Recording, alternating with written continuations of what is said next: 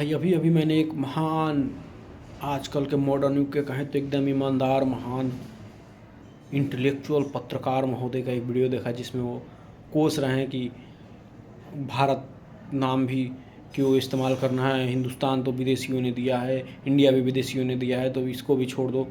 तो मुन्ना, आओ हम तुम्हें ज्ञान की बात बताते हैं, और जो तुम किताबों की बात कर रहे हो तो किताबों से ही बताते हैं। हर किताब को झुठला सकते हो, लेकिन ऋग्वेद को तुम्हारे अब्बा भी नहीं झुठला पाएंगे। तो आ जाओ, जिनके सिर पे चढ़ के कूद रहे हो वो कूदना बंद करो और आओ पढ़ाई करते हैं, ठीक है। ऋग्वेद के अनुसार ही तुम्हें बता रहा हूँ। ये जो आज का हरियाणा और पंजाब है, यहाँ एक ट्राइब रहा करती थी जिसका नाम भारतीय था, और उस ट्राइब के राजा थे सुदास, और उसके आसपास के एरिया से 7 नदियाँ निकलती थी, और वो सब मिलके एक नदी बनती थी सिंधु, इसलिए इसको सप्त सिंधु कहा जाता था। एक बार ऐसा हुआ कि इसके आसपास की 10 ट्राइब ने मिलकर जो राजा सुदास की ट्राइब थी इस पर हमला कर दिया, लेकिन हुआ बिल्कुल अपोजिट।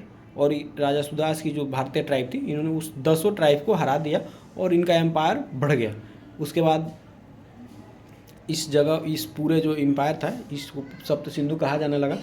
और इसके बाद क्या हुआ कि उस समय एक प्रथा चलती थी कि जो राजा जीता वो अपने पूजा पाठ और जो भी दैविक पद्धति थी वो सामने वाले ट्राइब पे थोप देता था।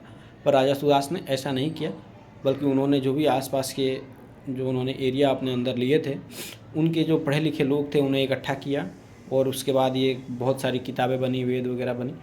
इसके बाद आगे बढ़ते हैं। ये सप्त सिंधु जो सब था, धीरे धीरे जब ये और बढ़ता चला गया, इसके बाद इसमें एक राजा हुए भरत, जिनके नाम पर ये भारतवर्षा हुआ। और धीरे धीरे समय बीता और आगे बढ़ते गए।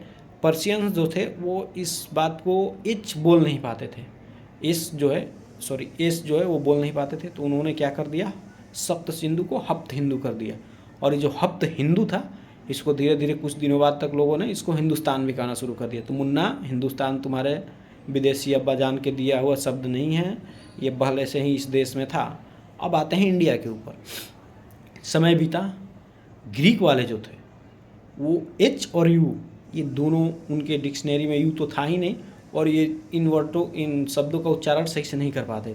तो इन्होंने क्या किया, पहले तो सप्त हिंदू हप्त हिंदू हुआ, हप्त हिंदू से हिंदुस्तान हुआ, उसके बाद ये इंडोस हो गया, इंडोस, और उसके बाद इसका जो लैटिन वर्जन आया वो इंडिया हो गया। तो मुन्ना, ना इंडिया तुम्हारे अंग्रेज बाप दादाओं ने दिया है, ना हिंदुस्तान तुम्हारे अब्बा जान ने दिया। बात क्लियर हुई। और धीरे धीरे ये समय बढ़ता गया। उसके बाद जब ब्रिटिश एम्पायर आया तो उन्होंने इस शब्द को, भारत या हिंदुस्तान कहना उनके लिए थोड़ा अजीब था, इंडिया उनके लिए थोड़ा सीधा साधा शब्द लगा, उन्होंने ब्रिटिश इंडिया कर दिया। इसमें इतना उछलो मत, और तुम भी अपने हिसाब से जानकारी इकट्ठा करो। ओके।